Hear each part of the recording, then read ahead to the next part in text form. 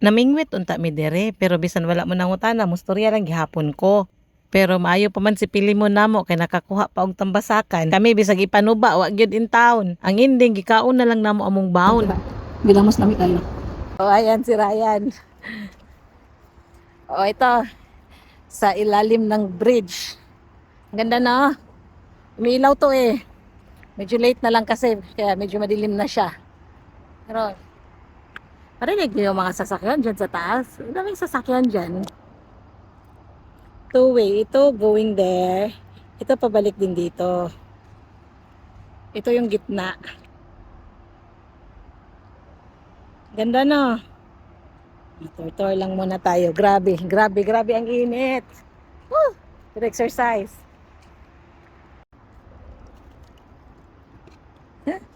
Ito yung kainan na. Grabe ang pawis. Grabe ang pawis, pero ang ganda. In fairness, ang ganda ng lugar dito.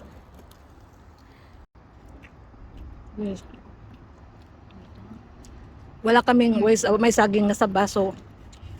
Wala kalami ano, ay mouse kayo. Fresh from Pinas, pagid ng ginamusan na. Sige. Ang kain namin, ginamos, salad. Sarap naman. Ha? Kakain mo na. Kami kaya. Inani lang nga saging. Ingani nga saging among napalit. Ay yung napalit di ay kaya mo kung gatagay.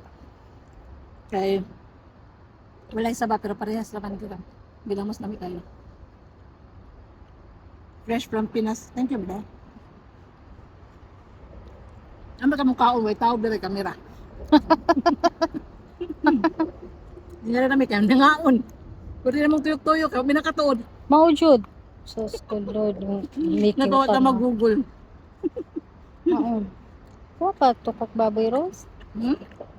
Tukok baboy. What ba ba? Dali. Hindi ka nagsudan. Hindi ka kaunan na kaya. Kaya diet ron, cheat day ta karon.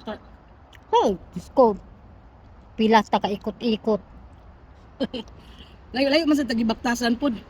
Pero ang ginamos, gudi lami kayo ang ginamos. Para saging. Tukwa o bubble.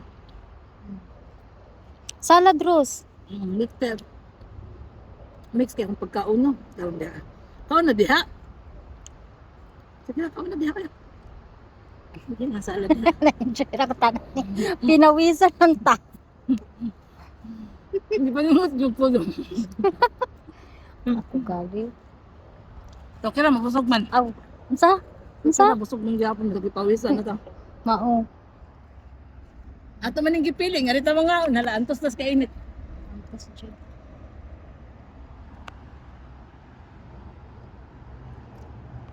Kay wala man jud mi nakuha, ang ending mo adto daw mi og fish market. So sa next video, ang amo na pong pag fish market. Nice man ni nga lugar. If hapon or buntag daghan og tawo diring maglakaw-lakaw kay residential man na siya diha ang dapita and the other side. Karon perting mingawa kay alas 12 ni siya sa kadlawon, almost 1 o'clock na.